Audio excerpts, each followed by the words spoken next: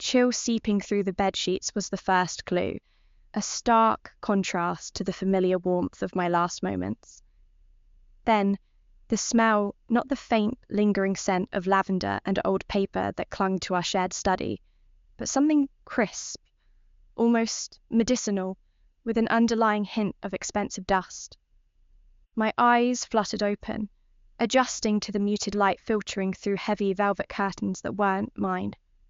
This room, with its antique mahogany and floral wallpaper, was achingly familiar. It was my childhood bedroom, a space I hadn't truly inhabited in decades. A jolt, sharp as a physical blow, slammed into me. Memories, not of 30 years spent building, struggling, then finally thriving, but of an entire lifetime lived and concluded, crashed through my mind. The quiet desperation of my marriage to Victoria, the slow erosion of our connection, the unspoken resentments that festered until they became an impenetrable wall between us. The way I had poured every ounce of my being into a business that felt like a lifeline, while she, in her quiet way, had built a cage of domesticity around us, her own ambitions withering like unwatered blooms. Or perhaps it was I who had withered, too caught up in proving myself, too oblivious to the growing chasm, until it was too late. I was Elise Vance, aged 20, on the cusp of an engagement to a woman I tolerated for societal standing, not love. The irony was a bitter taste on my tongue. I had lived a gilded life that had felt like a gilded cage. This second chance, this bewildering, terrifying, exhilarating rebirth, brought with it an almost physical lightness. It was a reprieve, a do-over, a cosmic eraser on a life I never wanted to revisit. The memory of Victoria's eyes, dull with unspoken disappointment as we sat across from each other at our last silent breakfast, was still too fresh, too painful. No, this time I would write a different story. My new body, so young, so ridiculously energetic, felt alien yet exhilarating. I flexed my fingers, felt the smooth, unlined skin, the youthful strength in my limbs. This was a clean slate, not just for my career, but for my heart. My previous love life, if one could even call it that, had been a tapestry woven with obligations and expectations, devoid of true passion. This time I would find love that ignited, that consumed, that was truly mine. I would build a life that was authentic, not just impressive. The first order of business, as the morning sun began to paint streaks of pale gold across the Persian rug, was to dismantle the carefully constructed future that awaited me. My engagement party was a month away, a grand affair my parents had meticulously planned. Maddie Sterling, my designated fiancée, was an ice sculpture of a woman, all sharp angles and carefully cultivated disdain. Her family's wealth rivaled ours, and her sneering pronouncements about my perceived lack of finesse or true ambition had been a constant, low-level thrum of irritation in my past life. I recalled her condescending laughter, the way her perfectly manicured hand would dismiss my nascent business ideas with a flick of her wrist. She saw me as an accessory, a stepping stone. This time she wouldn't even be a pebble in my shoe. I rose from the bed, the luxurious silk of my pajamas rustling softly.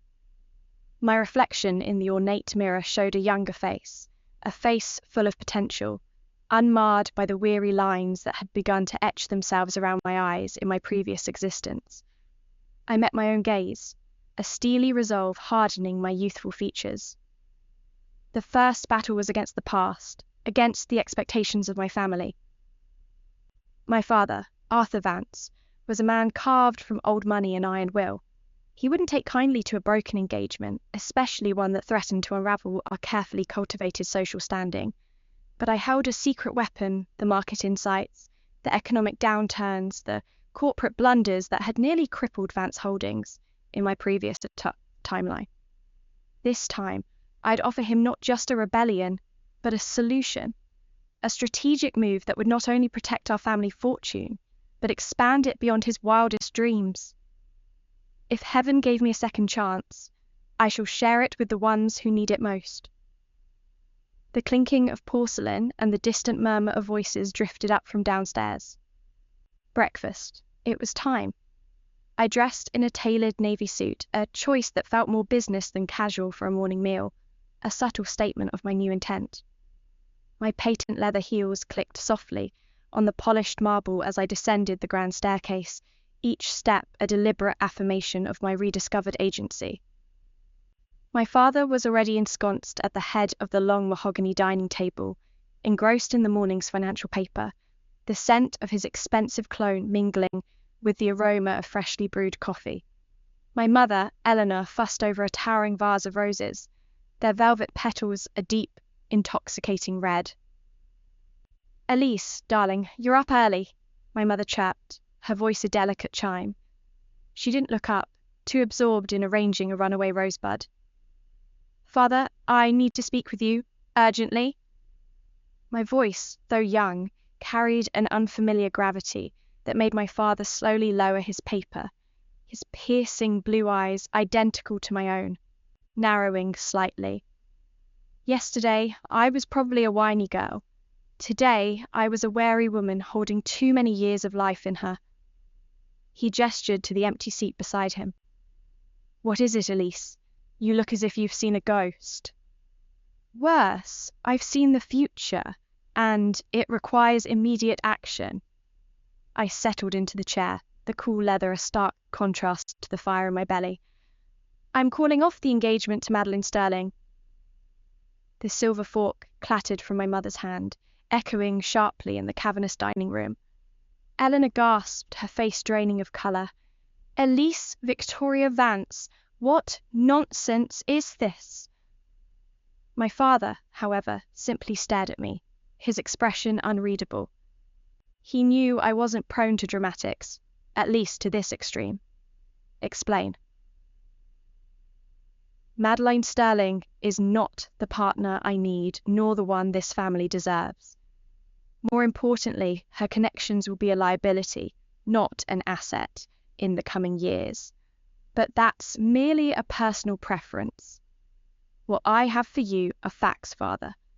Market intel that will save Vance Holdings from significant losses and, potentially, ruin." I launched into a detailed, precise account of the upcoming subprime mortgage crisis, the tech bubble's impending burst, and a crucial loophole in the new international trade agreements that a key competitor was about to exploit. I didn't mince words, detailing the precise sequence of events, the specific companies that would suffer, and the exact strategic maneuvers we needed to make to not only avoid the catastrophe, but profit immensely from it. My father listened intently, his initial shock giving way to a flicker of something akin to awe. His frown deepened, but it was a frown of concentration, not anger. He knew the data, he recognized the implications. He knew that I was saying things beyond what any regular heiress would know at this point. He also was a businessman. How do you know all this?" he asked, his voice a low growl. "Let's just say I've had an epiphany, a very profitable one." I met his gaze squarely. "Trust me, Father. Break this engagement. Tell Madeleine whatever you need to a sudden, irreconcilable difference, a mutual decision. She'll recover. But our company, our legacy, will not if we don't act now." He paused, a long, agonizing silence stretching between us. My mother was still frozen, her hands clasped to her chest, but even she seemed to sense the shift in the air, the gravity of my words. Finally, my father nodded, a slow, decisive movement. "Very well. Your engagement will be broken. But you understand the magnitude of this, Elise. You've gambled our social standing on a hunch. You will be held responsible." The implication was clear. I might not be a Vance if my proclamations proved to be false. I faced him with an intensity that matches his. Not a hunch, Father. A certainty. And I assure you, it's a gamble that will pay off handsomely. The metallic tang of fear I'd felt dissipating as a different, sweeter taste of control settled on my tongue. I had done it. The first tether to my dreaded past had been severed. My future, starting now, was truly my own. With that colossal hurdle cleared, my next priority weighed even heavier on my mind. Clara Chun. Brilliant, ambitious, fiercely loyal Clara. In my previous life, she had been my best friend, my confidant, a beacon of integrity in a world of artifice. She had died too young, her potential snuffed out in a senseless car crash while hurrying to a meeting I'd set for her, a car crash that could have been avoided. I had sponsored her, propelled her into opportunities. But now I could do so much more. This time, I wouldn't just empower her, I would build an empire with her. The image of her final moments, a twisted wreckage of metal and glass, flashed behind my eyes. I shuddered. The crash was scheduled for next Tuesday, on Elm Street, right outside the old library she frequented. I knew the exact time, the model of the truck that would jump the curb, the precise location. The days leading up to Tuesday were a blur of frantic preparation. I spent hours in my new state-of-the-art home office, leveraging my future knowledge to draft intricate business plans, identify key market gaps, and pinpoint emerging technologies. I wasn't just preparing a blueprint for Clara, I was crafting a dynasty.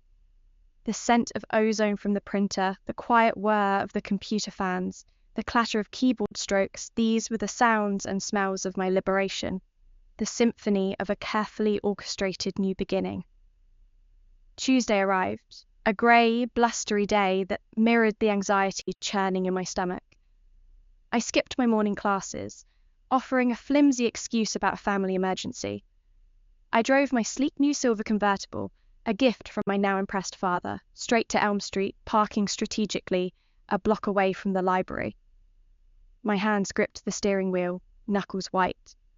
The cold leather of the wheel felt slick under my clammy palms. My heart pounded a relentless drum against my ribs. I had to be there, had to see her, had to act. I saw her then, emerging from the library, a worn leather satchel slung over her shoulder, her dark hair tossed by the wind. Clara, so young, so vibrant, oblivious to the tragedy lurking just moments away. Her bright, intelligent eyes scanned the street as she pulled her trench coat tighter around her. She was heading towards the crosswalk. "Clara!" I yelled, my voice hoarse, raw with emotion. I threw open my car door and sprinted towards her, my heels clattering on the pavement. She turned, startled, a quizzical frown creasing her brow. "Elise, what are you doing here?" "Clara, don't move." I didn't wait for her to process it. I practically tackled her, shoving her violently back onto the sidewalk, away from the curb.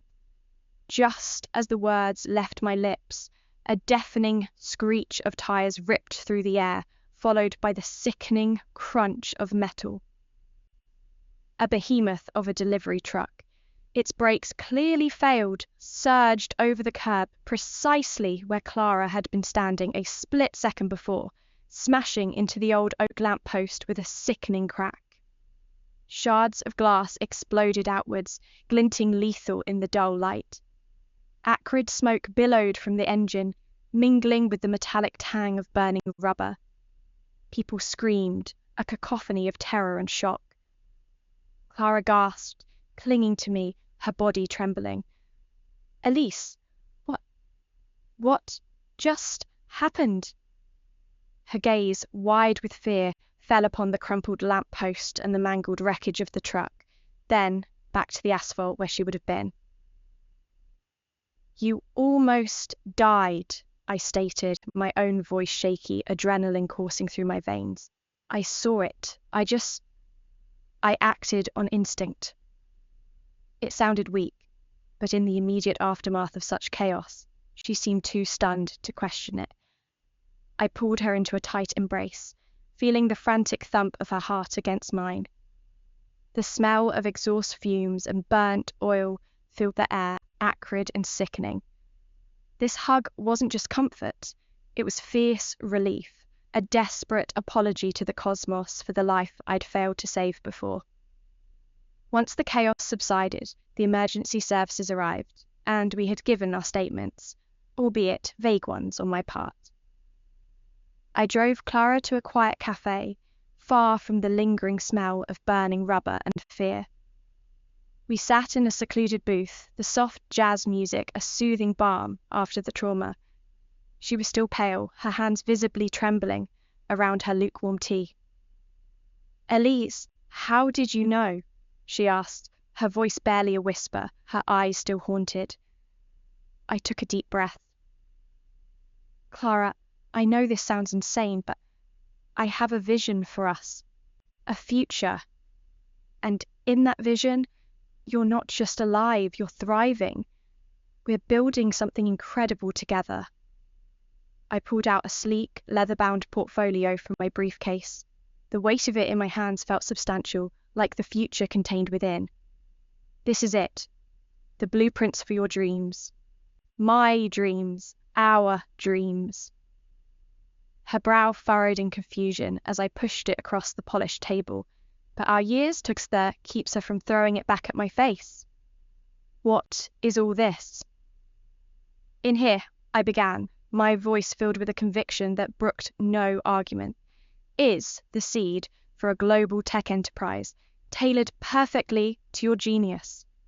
I've identified the market gaps, secured the initial funding, and even outlined the first 5 years of strategic development. I need your brilliance, your drive, your vision to make it happen. We'll be partners, Clara, equal partners. We'll revolutionize an industry and we'll do it together." I laid out the detailed plans for her, explaining the algorithms, the market projections, the patents I'd already secured in anticipation. Her eyes, initially guarded, widened as she flipped through the pages, her gaze darting across complex diagrams and financial projections. I watched the transformation, confusion morphing into fascination, then a blazing intensity. The ambition I knew so well, the ambition that had died with her before, was rekindled, burning brighter than ever. Her slender fingers traced a particularly intricate schematic, a faint smile gracing her lips. The aroma of brewing coffee and sweet pastries filled the air, a comforting counterpoint to the enormity of the moment. "This is revolutionary, Elise," she whispered, her voice husky with awe. "This is everything I've ever dreamed of, but never had the resources to even begin." "Now you do," I affirmed, reaching across the table to cover her hand with mine. Her skin was surprisingly warm, radiating a quiet strength. "We do. This isn't charity, Clara. This is an investment. In you, in us. I know your worth, and I know what we can achieve. Together, we'll be unstoppable." That day marked the true beginning of my new life. With Clara by my side, we launched our company, Nexus Solutions. The ex-fiancée, Maddie Sterling, naturally became aware of my meteoric rise. Her family's fortunes had stagnated, even dwindled, just as my father's had soared, thanks to my epiphanies.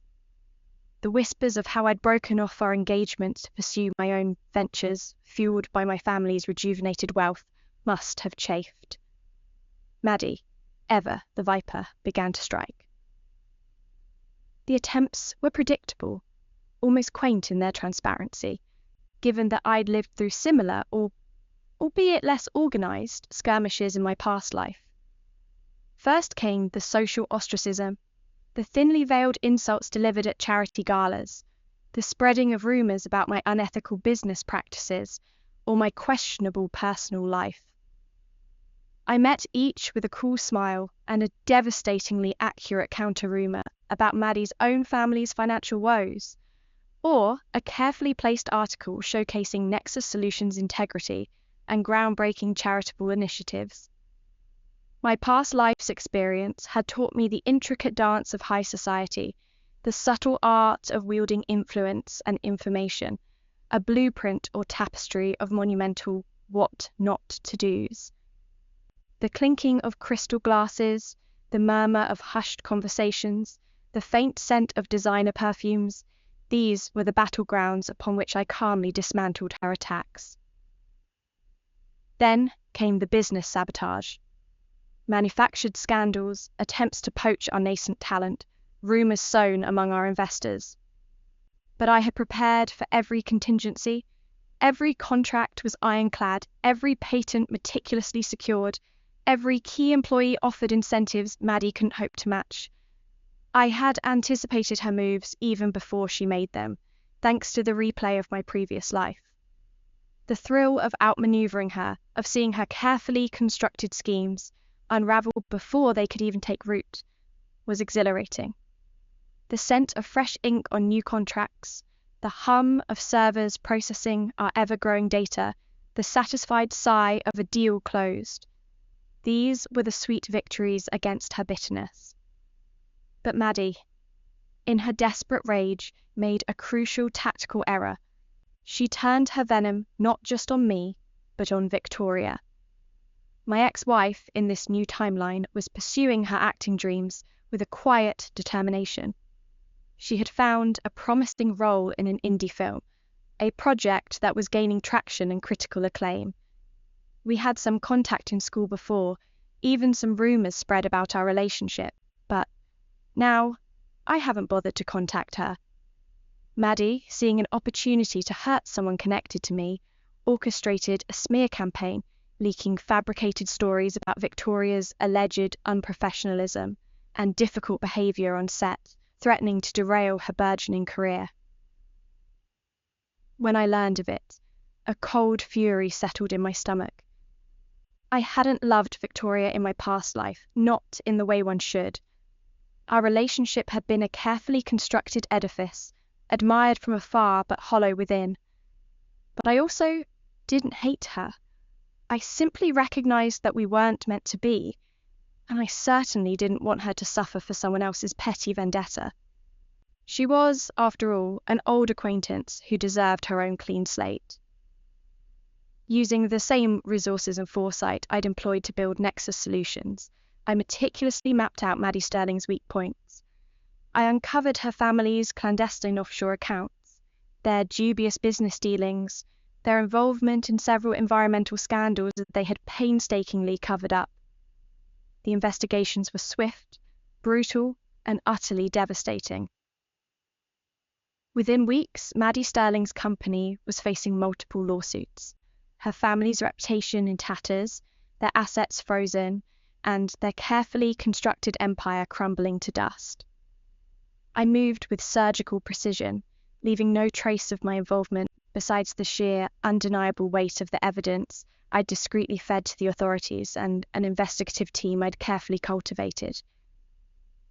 The scent of fear and desperation from the Sterling camp was almost palpable, even from a distance. News of the Sterling downfall spread like wildfire through the city's elite circles. Victoria, her career miraculously salvaged from the brink, heard the whispers. She knew someone had moved mountains to save her, had crushed Maddie Sterling with the ruthlessness that could only come from someone with immense power and information. She deduced, correctly, that it was me. A few days later, my assistant informed me that Victoria Vance, she still used my last name, a habit from our past that felt anachronistic, now had called. She wanted to invite me to dinner, to thank me. I pictured Victoria then, perhaps still with that glimmer of wistfulness in her eyes, that fragile beauty that had once captivated me in a different life. A wistfulness that, in my previous existence, had slowly transformed into quiet accusation. But now, it was different. I imagined her gratitude, her earnest desire to connect, and I felt nothing but a polite detachment. Please tell Miss Vance that I appreciate the offer, but my schedule is impossibly packed for the foreseeable future. I instructed my assistant, my voice devoid of emotion. Extend my best wishes for her continued success. The decision was easy. The polite, dismissive tone was not born of malice, but of a quiet certainty that our paths, intentionally diverted, should not intertwine again.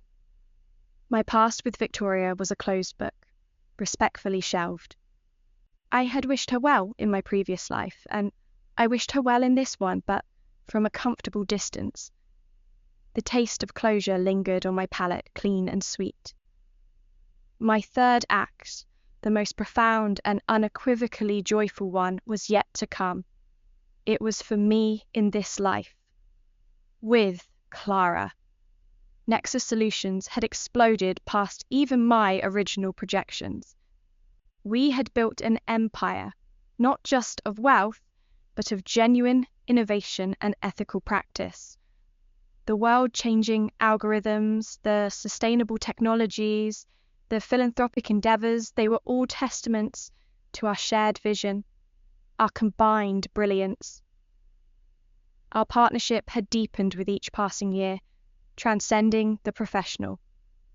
We spent countless hours together in sleek, glass-walled boardrooms overlooking a glittering cityscape, or late into the night in my spacious penthouse apartment, poring over code, brainstorming new ideas. We laughed at the same dry jokes, finished each other's sentences, found comfort in each other's silences. I watched her, mesmerized, as she passionately articulated a new concept, her eyes bright with intelligence, her hands gesturing gracefully. I watched her when she wasn't speaking. My heart, long quiet over 2 lifetimes, had finally began to leap. The faint click of her pen against a notepad, the soft rustle of her silk blouse, the scent of her custom-blended perfume, these details wove themselves into the fabric of my daily existence, anchoring me, grounding me. Our shared ambition had been the initial spark, but genuine affection, then a deep, abiding love, had slowly, inexorably begun to bloom. It wasn't the slow, comfortable burn of compatibility I'd once mistaken for love with Victoria. This was an inferno, a fierce, vibrant flame that consumed me and made me feel more alive than I had ever been. We complemented each other, challenged each other, saw the best in each other. With Clara, I had found a love that was a true partnership, built on respect, shared dreams, and an intoxicating intellectual and emotional connection. There was no pretense, no obligation, just an electric current of understanding that flowed effortlessly between us. Her hand, resting lightly on my arm during a stressful meeting, was more comforting than any words. The way she tilted her head, listening intently, made me feel truly seen. I knew, with a certainty that resonated deep in my bones, that this was the love I had been searching for, the love I had been denied in my previous existence. This was the love that was authentic, vibrant, and utterly consuming. One crisp autumn evening, after a particularly grueling but ultimately triumphant week, we found ourselves on the rooftop terrace of our newest corporate building. The city lights glittered below like spilled diamonds, stretching to the horizon. The cool breeze carried the distant murmur of the metropolis, a soothing hum. I turned to Clara, her profile etched against the twilight sky, her eyes gazing thoughtfully at the city she had helped build. "Clara," I began, my voice surprisingly steady despite the tremor in my heart. "You are not just my best friend, my business partner. You are the architect of my happiness, the beating heart of my world. Every dream I chase, every success I achieve, is because of you, with you." She turned, her dark eyes, usually so sharp and analytical, softening as they met mine. The simple elegance of her black turtleneck and tailored trousers, the way her hair caught the glow of the distant lights, she was perfection. "Elise," she murmured, a gentle questioning in her tone. I reached into my pocket, my fingers fumbling slightly, and pulled out a small velvet box. I knelt before her, the cool concrete rough beneath my knees.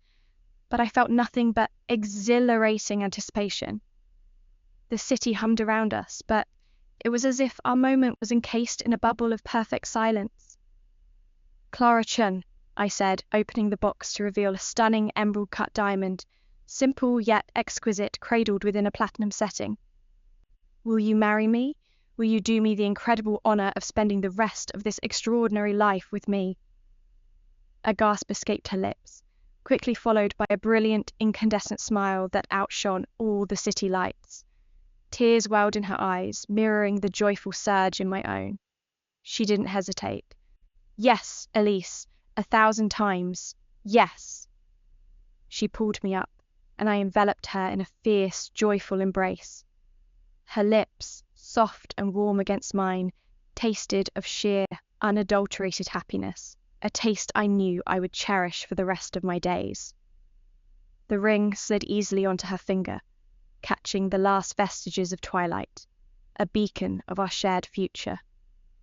The sound of our mingled laughter carried on the wind was the sweetest music I had ever heard. Years melted into a tapestry of exponential growth, unparalleled success, and profound, unwavering love. Nexus. Solutions became a titan, a household name. Clara and I married in a quiet, intimate ceremony overlooking the Pacific, built not just a business, but a life rich in purpose and passion. Our careers soared into the heavens, a testament to our symbiotic brilliance. We traveled the world, not just for business, but for pleasure, exploring ancient ruins and vibrant cities hand in hand. The quiet comfort of her presence, whether brainstorming in our sun-drenched home office or sharing a meal in a bustling foreign market, was my anchor, my constant. Then, one sun-drenched afternoon, while attending a high-profile industry event in Los Angeles, I found myself in the swirling throng of the after-party, amidst the clinking of champagne flutes and the murmur of polite conversation. The scent of expensive perfumes and polished confidence filled the air. My gaze drifted across the opulent ballroom, past the glittering chandeliers and the elegantly dressed guests, until it snagged on a familiar face. Victoria. She looks good, moderately successful, just as I'd known she would be. Her acting career, once threatened by Maddie Sterling's spite, had blossomed into a steady flow of critically acclaimed, if not blockbuster, roles. She carried herself with a quiet grace, a newly acquired confidence that softened the edges of her past wistfulness. She was laughing with a group of people, her dark hair shining under the spotlights, a faint scent of gardenias drifting from her direction. Our eyes met across the crowded room, and her smile faltered, replaced by a momentary shock, then a slow, hesitant acknowledgement. She extricated herself from her group and approached me, a tentative smile gracing her lips. The sound of her delicate heels tapping on the marble floor was a ghost from a past life. "Elise," she said, her voice a little breathy but warm. "It's been so long. You look incredible." "Victoria, you too," I replied, my voice calm, polite. We shook hands, her touch brief, cool. There was no lingering, no residual awkwardness for me, only a sense of amiable detachment. We found a quieter corner, near a large window overlooking the city, and made polite small talk, catching up on the intervening years. My career, of course, was easy to talk about. Nexus Solutions was ubiquitous. She spoke of her triumphs on stage and screen, her moderate successes, her new apartment overlooking the ocean. The conversation was amicable, cordial, utterly devoid of the fraught undercurrents that had characterized our past life's interactions. We were two adults, mature and successful, who had once shared a history, but now simply shared a polite moment of reflection. The background buzz of hundreds of conversations, the clinking of glasses, the soft piano music, it all created a surreal, almost dreamlike atmosphere. "You know," Victoria said after a comfortable lull in the conversation, her gaze drifting out the window, "after everything that happened with Maddie after my career was saved, and I heard it was you, I thought about reaching out. I thought about... She trailed off, her eyes meeting mine, a flash of something unreadable in their depths. I regretted not chasing you again, not seeing if we could reconnect. My heart didn't stir. No regret, no longing, just a quiet understanding, a sense of having arrived at a destination I deliberately charted. I smiled, a genuine, gentle smile. Victoria, I think everything happens for a reason. Then I raised my left hand, the brilliant emerald-cut diamond Clara had bought me for our 5th anniversary glittering on my ring finger, eclipsing even my engagement ring. It was a symbol of our enduring love, our shared journey, our triumphant future. I married my best friend, Clara Chun, I stated, my voice imbued with a quiet happiness that transcended mere words. Every syllable radiated the absolute certainty of my joy, the profound contentment that filled my life. Victoria's eyes widened, her elegant brow lifting slightly. The light in them, previously she tinged with a delicate wistfulness, flickered, then dimmed. For a split second, a flicker of something akin to genuine regret, perhaps even a pang of loss, crossed her expressive face. It was swiftly masked by a polite, somewhat practiced smile. "Oh, that's wonderful, Elise, truly." The scent of gardenias seemed to fade, replaced by the crisp, clean scent of my own certainty. I had rewritten my story. I had chosen love, authentic and profound, over obligation and expectation. And this time it was an ending and a beginning truly of my own making, radiant and utterly mine. The future, shimmering and full of light, awaited,